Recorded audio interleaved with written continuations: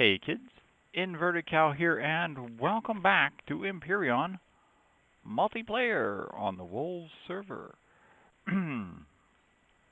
I've done a few modifications and repairs around the place, and I have done a few other things. So let's jump in here and take a looky-loo. Yes, I've got two cargo boxes sitting out front here. One is for iron. I've got this little thing just cranking away making iron and fuel. Literally, I go for a swim, I come back with seaweed, I make spoiled food, and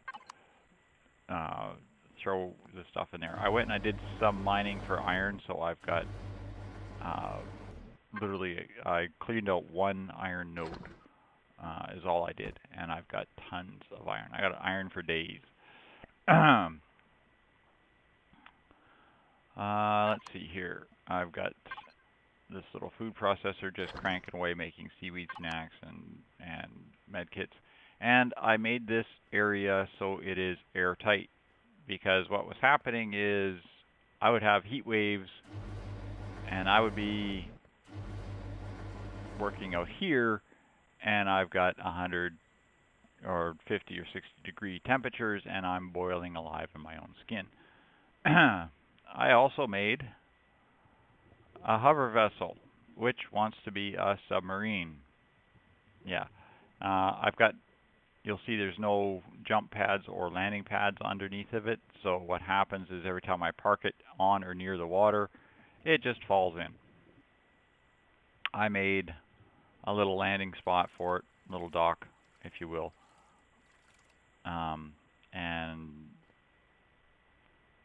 yeah, that's where it ended up. I gave up on it. I don't use it.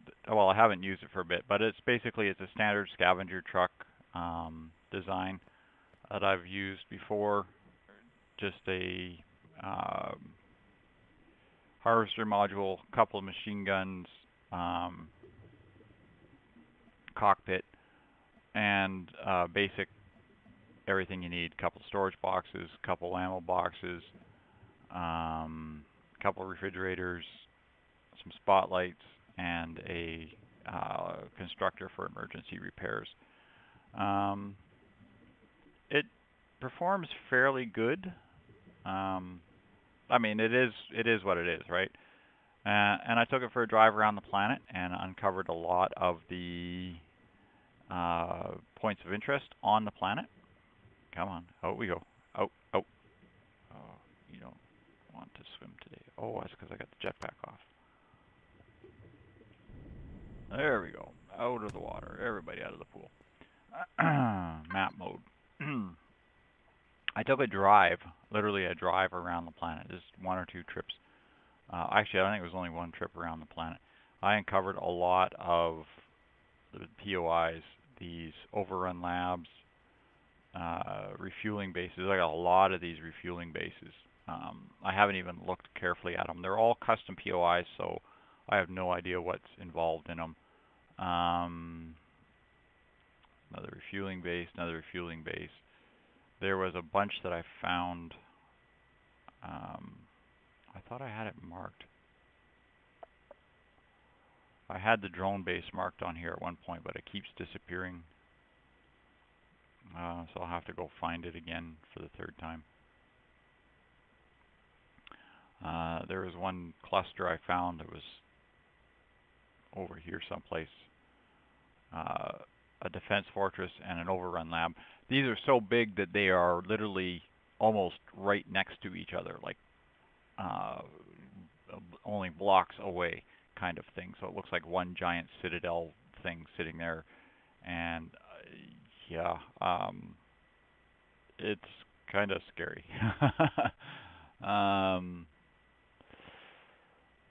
And as you can see, there is no shortage of iron on this planet. I mean, these are all, large scale deposits. 107,000 deposits in that one, for example. If you decide to go mining for iron, I mean, literally you land on one deposit and you've got all the iron you need for a lot of building. So there's that. And then finally, Yes, I have finished, well, mostly finished, the lightning. I've got no labeling or names on it. I painted it white, so I can't even use the texture tool to put lettering on here because, you know, it barely shows up. So there's that. Outboard wing or outboard nacelle, see the thrust off the engine. All other engines. I still have to make some more plates. I think I'm still missing a couple windows or something someplace. I have not done a thorough check. I tried putting some lights, some beacons on the sides like you'd normally have on an aircraft, but the curve between the curve slopes and the wall panels, you can't put a light down anywhere on or near the wings. That actually looks good. It all looks like crap, actually. And I need components to build these rocket pods, so they're all staying unfinished for now. I've posted it in this position on the workshop as public.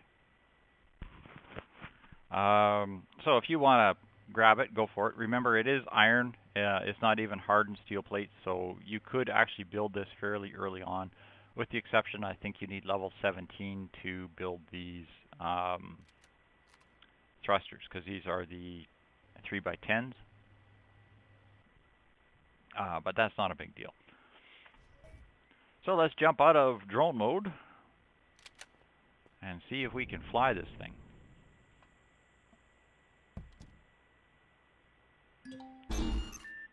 There we go. I just wanted to show one more little thing. Well, why do I got radiation now? Seriously? Oh, you're going to tell me I'm going to get radiation in the cockpit because of the warp core, right? Okay, whatever. Main will load in here. We're going to fill this. We're going to fill this. We're going to fill this. And we're going to fill this. And I didn't fill it very much. Do I got any more fuel? Not really. Okay. And P38 LIGHTTINING.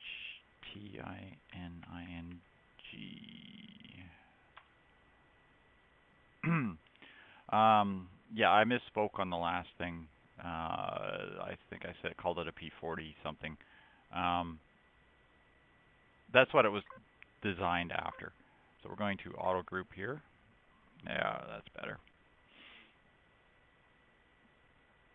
I have a warp tank or warp generator directly underneath the cockpit here. I've got some basic stuff. Let's turn this thing on.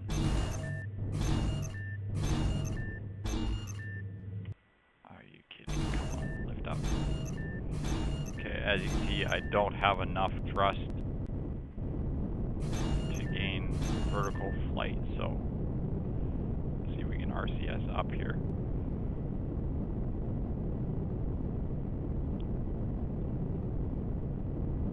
And level. And Alt.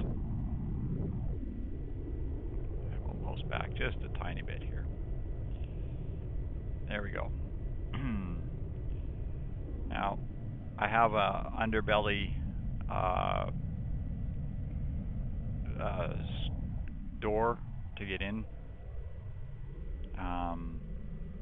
There's a constructor and cargo boxes and such inside the main fuselage. But it's looking like I may need to add some additional vertical thrust in order to take off. I'm also seeing a couple missing blocks on that one wing, so there's some minor stuff. And unlike most normal airplanes, oh, that's right. Come on, there we go. That's on.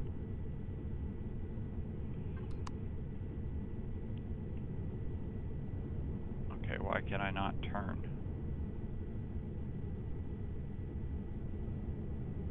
Okay, either the RCSs are completely nerfed or I need to add more RCSs. And I'm going to say I need to add more RCSs because I am barely, like I'm full over here turning and it's barely moving. So there's that. Now this is published, I've already published it in the workshop once, so that's, you're going to find these things if you work with that design. I will probably do some modifications and there will be a further design come out after some flight testing has happened. But yeah, she really, like, she'll drift sideways nicely, but she won't, it really does not want to turn at all, at all, at all, at all.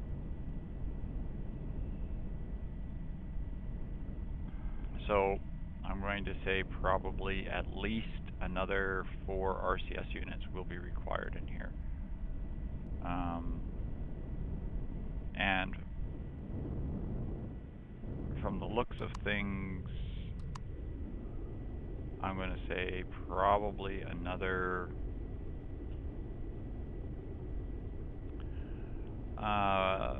what do I got in there now? 2, 4, 6, 8.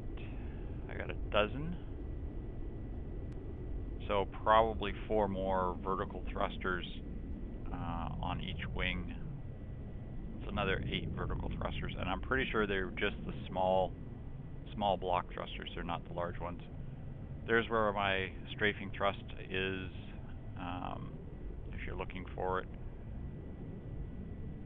And if you look in from behind, you should be able to see my main thrusters. But it's going to be almost impossible to hit those main thrusters from straight on. Like, yeah.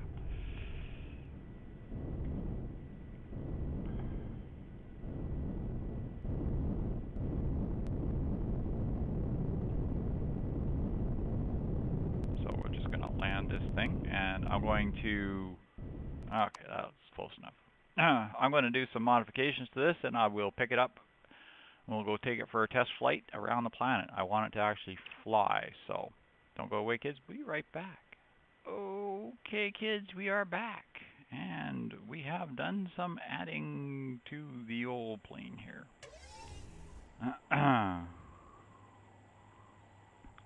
I added in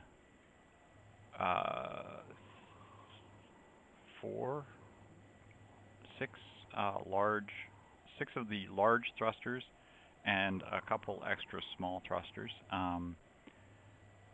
Oh, I left the cargo bay open. You can see the cargo bay here now. I added in a bunch more RCS units. I actually had to start packing them into the space underneath the ship. This is my cargo area. Eventually you can throw additional cargo boxes in here. Like, there's room for a lot of storage in here.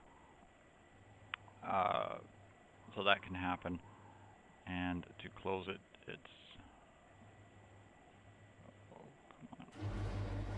There we go. And auto drone. It's not meant for really getting into as a person so much as using the drone to get into it. So let's get into this thing. I have added a whack of RCS units. I'm up to 18 RCS units now, and she turns laterally quite nice. I mean, now it has vertical takeoff.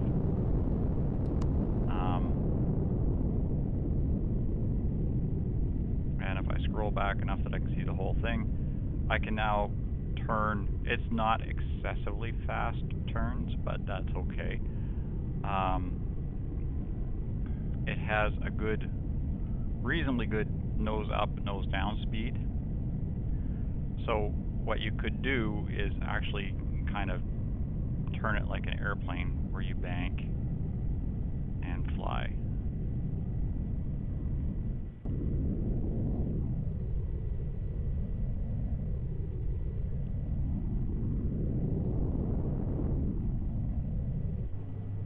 from the cockpit.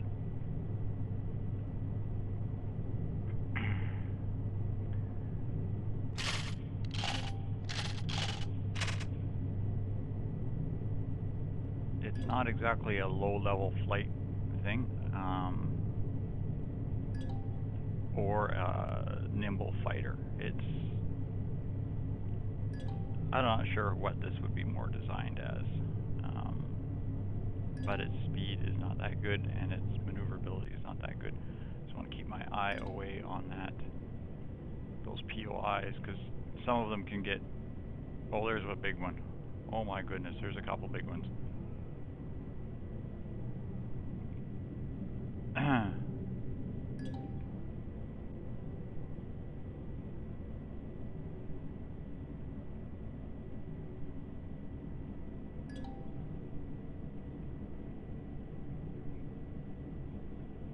I'm not sure what that one is, but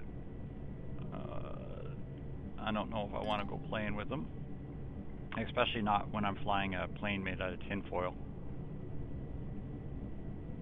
I'm just going to kind of hover mode here for a second and Alt. As you can see, this is what I was talking about earlier, where you have bases that are literally right next to each other. I don't even know what these are, because they're not showing up on my map. But that almost looks like a CV down there.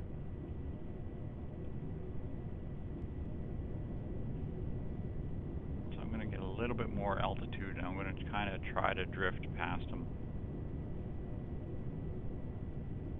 And see if they actually show up.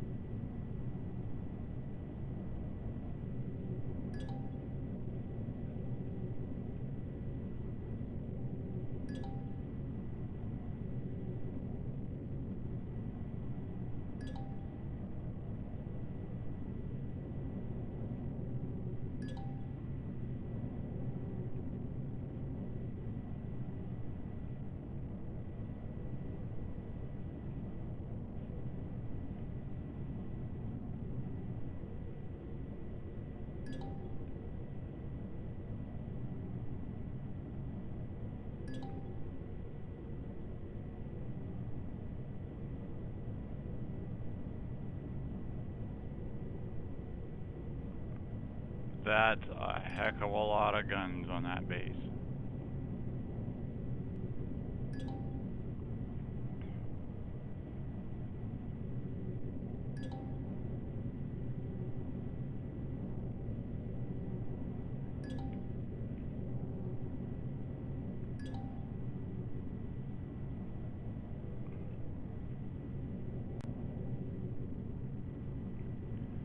So as you can see, these are not standard POIs, and by no stretch of the imagination am I in any way, shape, or form in a position to assault them, especially when they are that close to each other that they are literally supporting one another.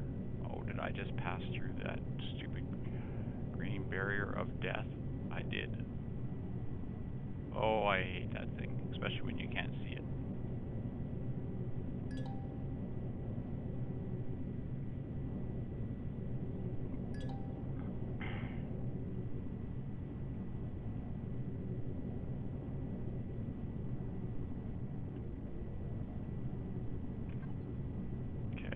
So, can I see what those were? Overrun Lab, Defense Fortress. I don't think that's what I just flew over. Refueling Base, Overseer Temple, Defense Battery.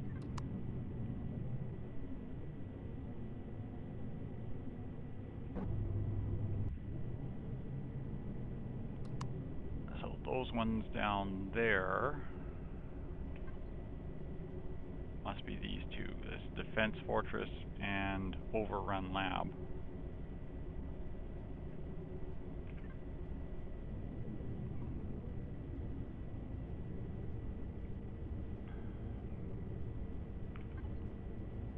And then if I'm looking down, I'm looking in this area here. So I must be looking at these. Overseer Temple, refueling base, defense battery. It's not showing me what this one is down here. As far as I can tell. Well, maybe it is. No, because there was one more down here. Oy. And yeah, the top speed of most SVs on this game now is only 39.5 meters per second, which means high-speed attack runs are not exactly going to happen.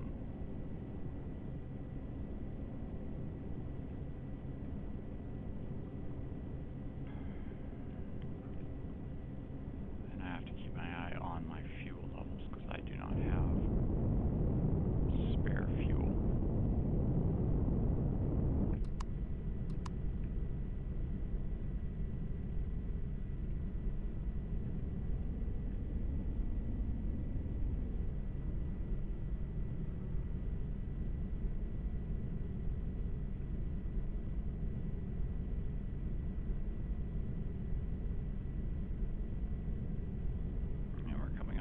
Dark side of the planet, so I don't want to play around over here any more than I have to.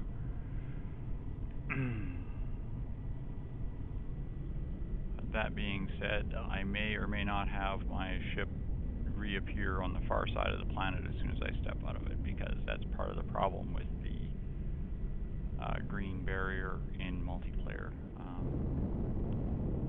Actually, I know a solution for that. See how this handles in space.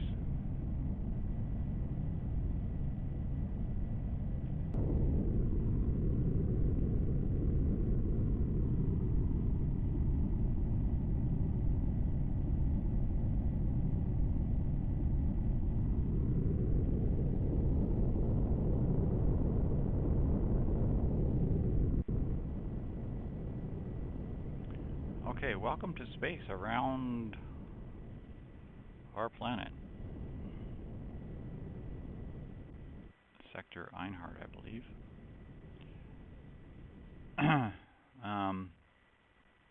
I really don't want to linger here any more than I have to. As you can see, it's laggy. Hideously laggy. There's so much junk in space now that it's almost impossible to function. So we're going to head back down to the planet here and see if we can make it to our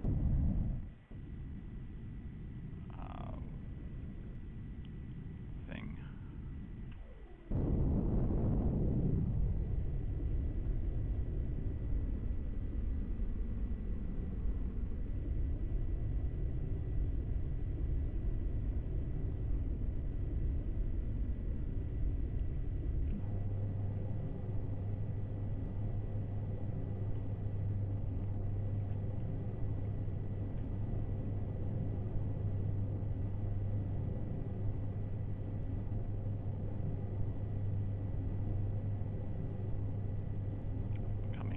Dark like a dive bomber. That's probably not the best method, but yeah, it gets us down.